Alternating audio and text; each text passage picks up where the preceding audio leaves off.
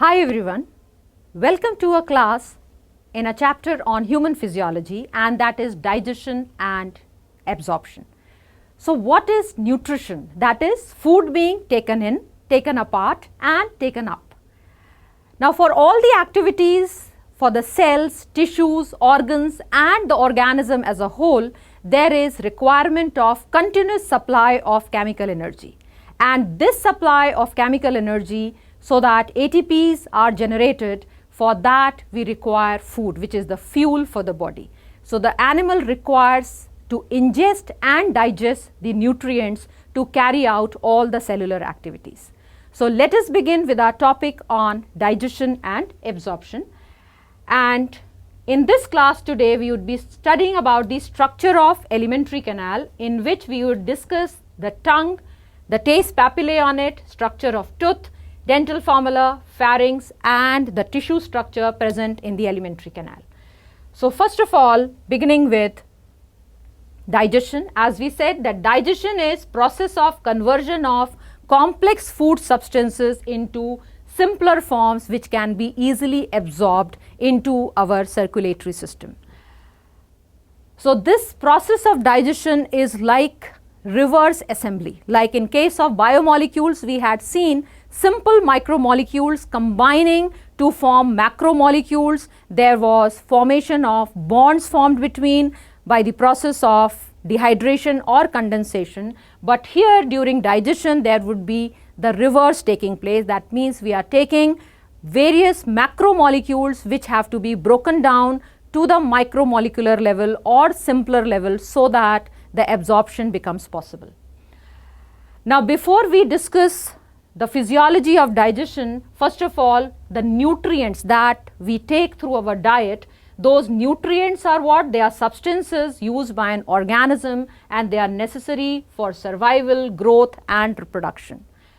Now the various types of nutrients that we require, they can be categorized into two types, that is the macronutrients and the micronutrients.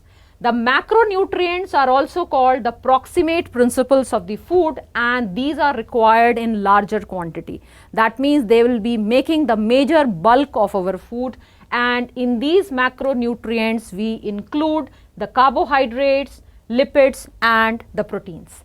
While the micronutrients, which are required in smaller quantities, but still they are very important for the proper functioning of the body, and these micronutrients or the protective principles, they will be including the minerals, vitamins and water.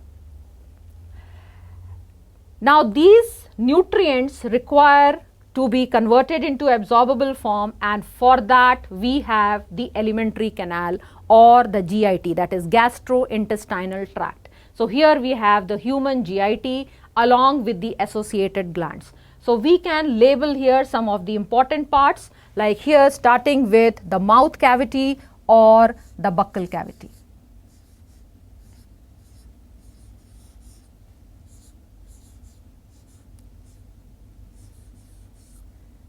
Now this buccal cavity is opening into the pharynx or the throat, which is then leading to the food pipe or the esophagus.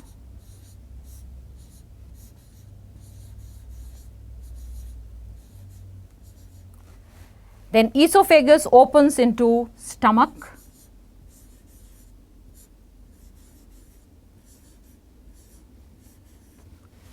And stomach then leads into the small intestine.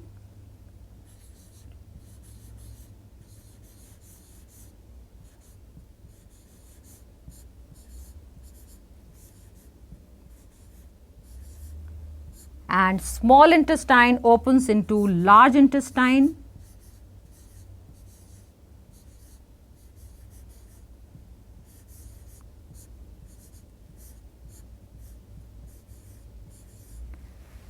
And the glands, here the salivary glands have not been shown, but the other one, that is the largest gland, that is liver, we can see over here. And from the liver, the bile juice which is secreted is temporarily stored in the gallbladder, this tiny green colored structure that we can see.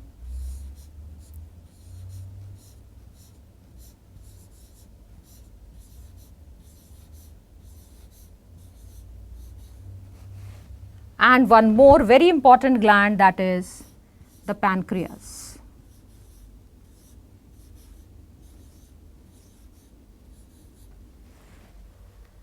So now we have seen the structures which are constituting the human GIT.